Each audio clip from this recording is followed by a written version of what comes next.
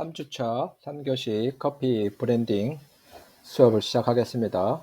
2교시 수업에서 앞서 진행한 향에 대해서 로스팅에 의한 향, 또 말리는 과정에서 향에서 또 추가적으로 여러분들이 이제 향이 있는데 탄향입니다. 탄향. 커피에서는 로스팅이라는 그 단계가 있기 때문에, 태우는 과정이죠.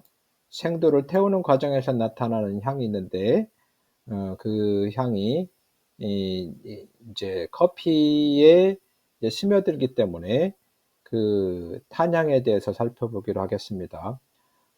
크게, 연기가 있고 재가 있습니다. 그래서 이 연기에는 기름, 오일, 타르, 지방향이 있습니다. 지방. 오일은 여러 가지 형태가 있지만 일반적인 이제 오일, 그 다음에 타르라는, 그 다음에 지방향. 이게 타르는 좀 그래도 코에서 느껴지는 향이 있지만 이 지방 덩어리의 향을 코에서 향미적인 그 측면에서 느껴지기가 참 어려운데, 그런 클레졸이라는 그런 큰 카테고리에서 느껴지는 기름, 타르, 패트, 지방의 향이 있습니다. 또 큰 카테고리 연기에서 또한 스모크의 부분에서 파이프 담배, 담배를 핀 어떤 경험이 있는 사람들은 이런 파이프 담배, 과거에 이제 할아버지들이 파이프 담배를 많이 피웠죠. 파이프에서 나타나는 향, 그 다음에 니코틴, 니코틴에서 느껴지는 그러한 향이 또 코에서 향미에서 있다는 거죠. 니코틴 향. 어떻게 보면 니코틴 향이 담배 향일 수 있죠. 담배. 그 다음에 이제 이제 로스팅을 하다 보면 결국은 재가 되는데, 아주 스트롱하게 로스팅이 됐을 때 번, 차콜 그런 향이 나는데, 이 우리 브레드 토스트를 했을 때 아주 타버리면 숯덩이가 되죠. 토스트를 토스팅 했을 때 나타나는 그런 향, 그 다음에 닭 요리나 고기 요리를 막 아주 그을리게, 아주 하드하게 했을 때 나타나는 향, 그리고 숯덩이에서 나타나는 향, 그 다음에 나무를 태우고 거의 숯덩이에서 더 진화가 돼가지고 숯이 와해되고 부스러지고 그냥 하얀 상태의 재가 됐을 때의 향. 이러한 이 향들, 커피는 이러한 향 아주 그냥 스트롱하게 카본, 연기, 재 이런 향이 있다는 게 단점이면서도 장점입니다. 그런데 이 탄향은 초보자들이 아주 싫어하는 그런 향 중에 하나인데, 또한 매니아들은 이 탄향을 상당히 매력적으로 느끼는 그런 향 중에 하나입니다. 커피에서 이렇게 스트롱한 이 탄향이 느껴지지 않으면 커피의 매력을 로 느끼지 못하는 그런 매니아층이 있습니다. 그런데 초보자들은 아주 싫어하는 향이죠. 그렇지만 이 탄향을 통해서 커피의 매력적인 부분도 있다 보니까, 특히 이탈리아 사람들은 이 탄향, 그래서 아주 스트롱한 그런 거의 숯덩이와 같은 그런 로스팅을 해서 그거를 또 에스프레소로 추출해서 또 그거를 물이나 우유나 다른 걸 첨가하지 않고 아주 스트롱하게 원샷 해서 그 안에서 느끼는 그 향미를 또 즐기는 그러한 나라가 대표적으로 에스프레소를 선호하는 이탈리아죠.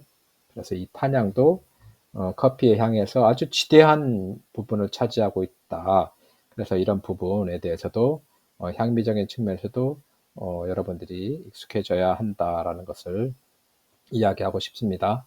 이제는 이제 그 자연 환경적인 다른 향기 분류를 지금까지 했다면 지금부터는 가공 환경에 따른 향기를 분류를 한다 할 수 있습니다. 그래서 여기서 보면 커피는 각각 다른 특유의 향기를 특질을 가지고 있다.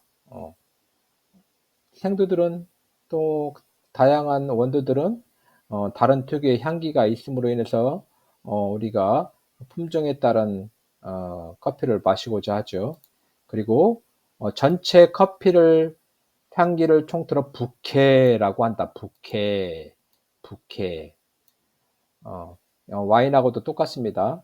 와인의 향기를 총칭하여 뭐 아로마, 부케라고 하는데 아로마는 어떻게 보면 자연적인 환경에서 인위적인 조작이 없는 상태에서 나타나는 향이 아로마라면 부케의 향은 인위적인 또는 가공적인 상태에서 나타나는 향. 그러면 와인 같은 경우에는 자연적인 포도를 따서 압착을 해서 그때 나타나는 향을 아로마 향이라고 한다면 그 압착된 그 포도주를 오크통 그 안에를 토스팅 이렇게 태운 오크통에다가 저장을 해서 거기에서 우러나는 향이 2차적이고 가공적인 향을 부케라고 하는데 여기에서 그런 측면에서 커피를 바라본다면 커피의 어떤 순수한 재배적인 자연적인 상태에서 나타나는 향을 아로마라고 한다면 커피적인 측면에서 부케 향은 로스팅을 강하게 어떤 인위적인 그 다음에 가공을 통해서 나타나는 부케라고 할 수 있습니다. 그래서 서로 다른 온도에서 기화되는 여러 가지 화학 물질, 휘발성, 이러한 커피 향미는 크게 네 가지로 분류한다라고 이야기하고 있습니다. 분쇄된 커피에서 나는 가스 상태의 향기, 갓 추출된 커피액에서 나타나는 가스 향기, 아로마, 커피를 마실 때 느껴지는 상태의 향기, 그 다음에 커피를 마시고 난 뒤 이제 그 피니쉬라고도 하고 애프터 테스트라고도 할 수 있는 커피를 마시고 난 뒤 잔여물에 의한 증기 상태의 향기 이렇게 나타난다는 거죠. 그래서 향기의 특성은 커피의 독특한 맛의 변조와 결합해서 변조라는 것은 뭐 어떻게 인위적인 가공을 통해서 나타나는 부케향, 그 다음에 또 각기 다른 특별한 플레이버를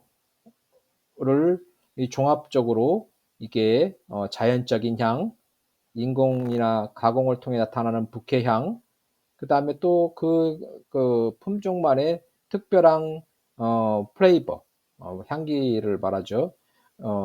특별한 향기를, 특별한 플레이버를 형성하게 되는데, 그러므로 후각은 비슷한 커피 품종을 다른 것과 구별할 수 있는 가장 관능적인 수단이다. 관능적인. 여러분들이 지금 공부하는 이 커피 브랜딩은 왜 자꾸 오감적인 것을 전제로 이게 숙달되지 않고 발달되지 않으면 브랜딩을 할 수 없다라고 이야기했죠. 왜? 각각의 어떤 관능, 오감적인 수단을 통해서 커피 품종의 각각의 다른 것을 구별하지 못하면 브랜딩을 할 수가 없습니다. 브랜딩의 전제 조건은 기술적으로 섞으면 되지, 뭐 배합을 하면 되지가 아니라 첫째 조건은 오감적인 이 그 관능이 각각 커피 품종의 다른 것을 구별할 수 있는 능력이 된다라는 전제하에서 브랜딩, 배합이 이루어지고 그게 전제 조건이 돼야지 커피 브랜딩을 실행할 수 있다는 것입니다.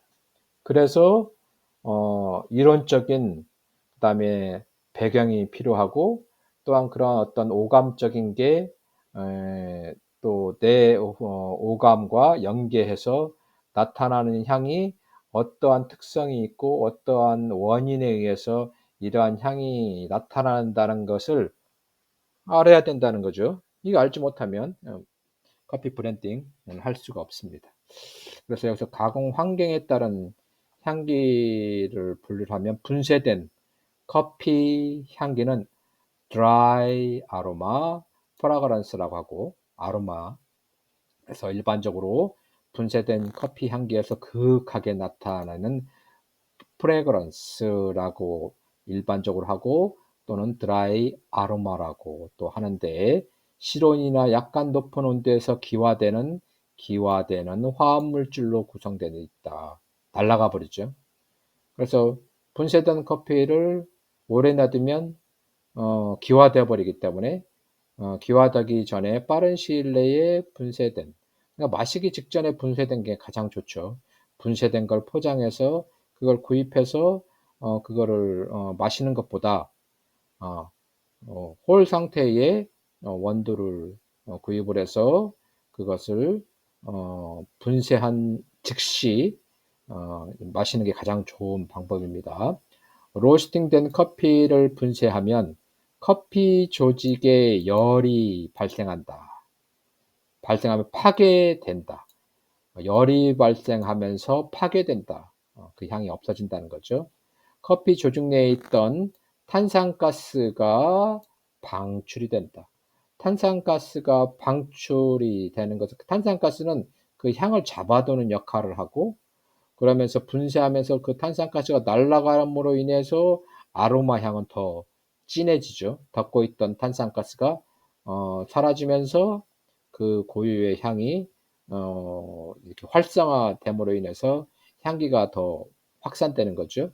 이 탄산가스가 실온에서 기체 상태로 바뀌고 유기 물질을 끌어낸다. 그리고 가스는 볶음 커피에서 나는 가벼운 향기를 구성한다. 우리가 로스팅을 하면 가스가 원두에 들어가서 침투하게 되죠. 그래서 로스팅 하고 나서 바로 그라인딩을 해서 마시면 이 가스로 인해서 좀 좋지 않은 미각, 그 쌉쌀한 맛이 있는데 어느 정도 시간이 지남으로써 가스가 발산이 되고 그 다음에 그 고유한 그 볶음 커피의 향기가 아주 최고의 상태가 이르는 그런 시기가 있습니다. 그 최상의 상태에 이를 때 분쇄해서 마시면 아주 최고의 커피의 맛이죠. 그래서 가스는 볶음 커피에서 나는 가벼운 향기로 구성되어 있고 대부분 에스테르 형태의 화합물이다. 일반적으로 꽃향기, 단향, 때로는 달콤한 향기, 톡 쏘는 향기, 이게 이제 아주 이게 초보자들이 매력적으로 생각하고 또한 커피를 좋아하는 사람들이 이러한 꽃향, 단향, 달콤한 향, 1차적인 아로마, 프레그런스의 향 때문에 커피를 매력적이다, 좋아하게 된 그런 이유 중에 하나가 되죠. 다음으로는 추출된 커피 향입니다. 이게 이제 추출되기 전 컵 아로마라고 합니다. 여긴 드라이 아로마라고 하고 추출된 커피 향기, 컵 아로마. 어떠한 형태로도 추출이 된다는 거죠. 일반적으로 아로마라고 한다.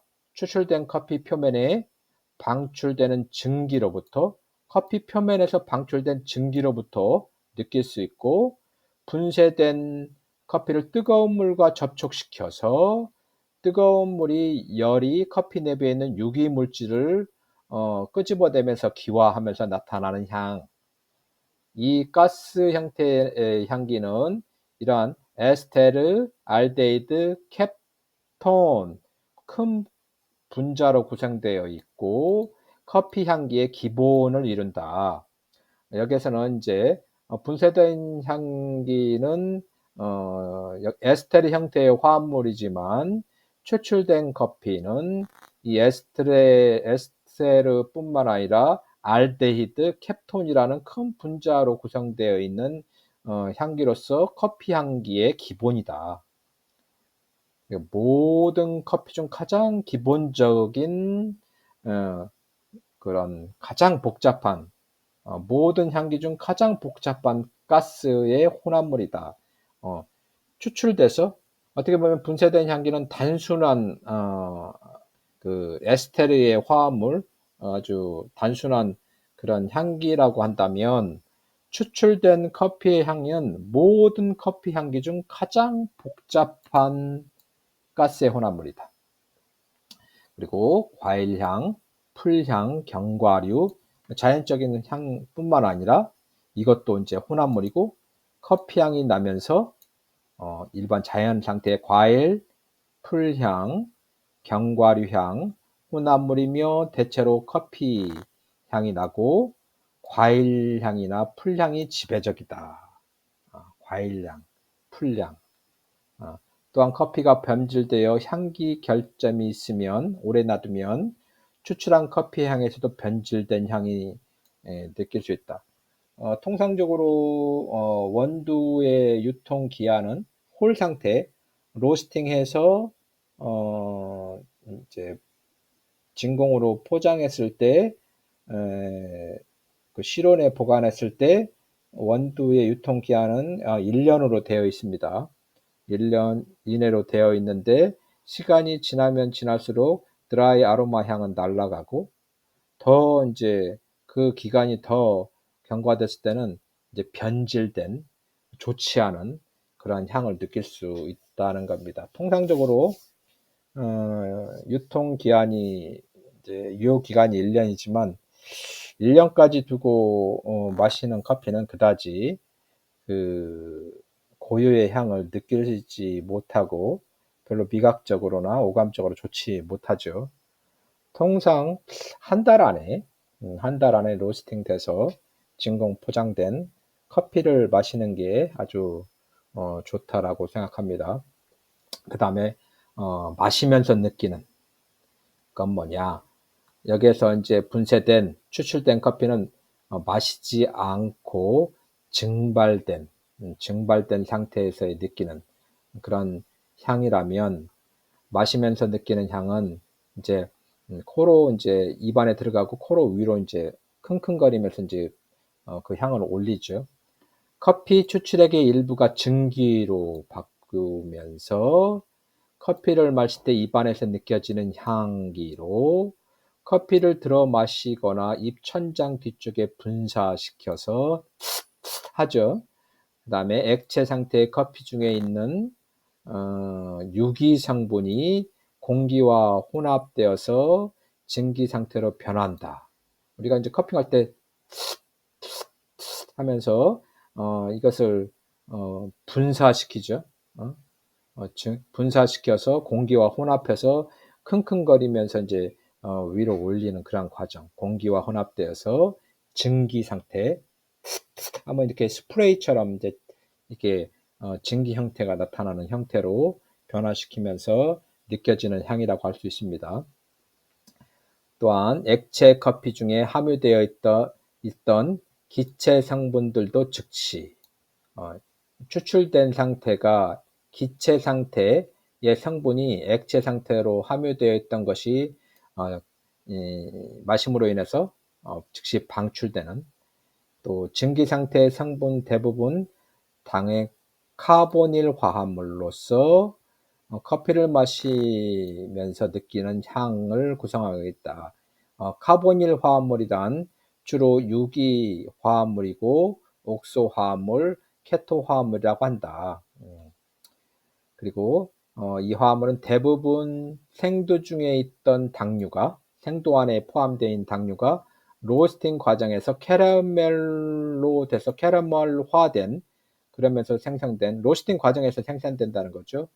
그리고 이 성분을 후각적으로 느낌은 로스팅 정도, 가공에 의한 그 로스팅 정도에 따라서 캐러멜, 볶은 견과류, 볶은 곡류를 연상하게 되면서 캔디나 시럽향으로 다양하게 나타나는 아로마적인 향에서 이제는 좀 가공을 통해서 나타나는 캐러멜, 볶은 견과류, 그 다음에 볶은 곡류가 나타나는 것입니다. 그래서 지금 이제 가공 환경에 따른 분쇄된 향기, 드라이 아로마, 추출된 커피, 컵 아로마, 그 다음에 마시는 과정에서의 노스, 코로 느껴지는 향기가 있다는 것입니다.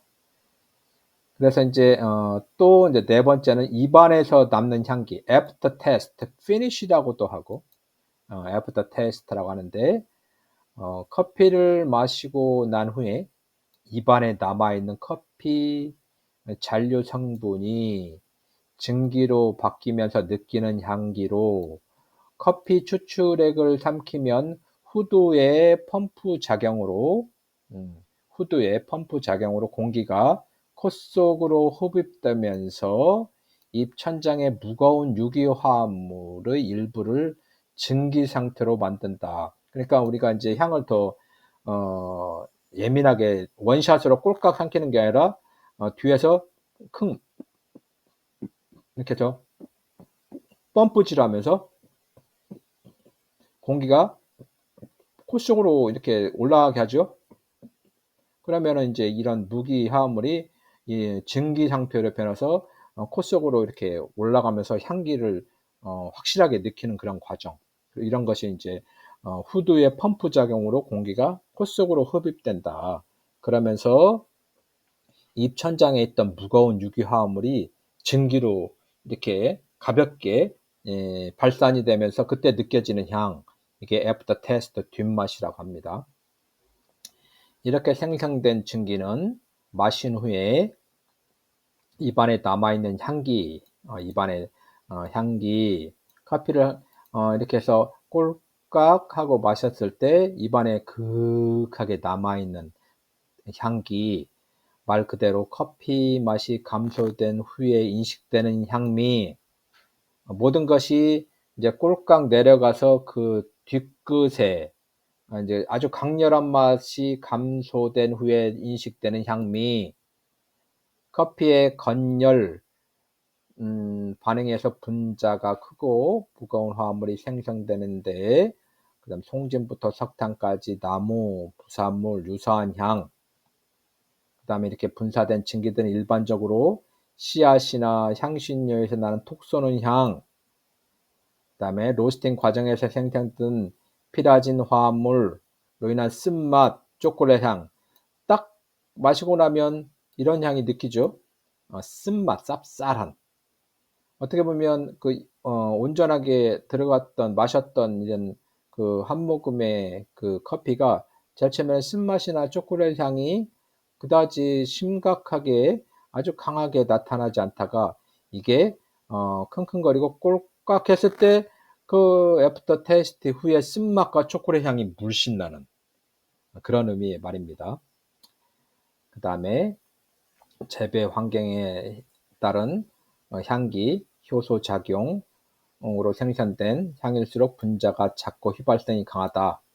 재배 환경, 아로마적인 것은 분자가 작고 강하고 그 다음에 아래로 갈수록 분자량이 크고 휘발성이 강하다. 그 다음에 분쇄 커피 향을 이게 이제 드라이 아로마, 분쇄된 향을 맡으면 주로 나는 가장 가벼운 플라워, 꽃향, 그 다음에 다음 단계 추출 커피향, 그 다음 과일향 순이 된다. 그 다음에 그 순서가 있다는 거죠.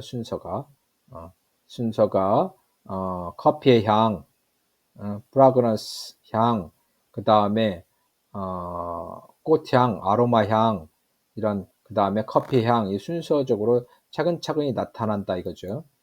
예.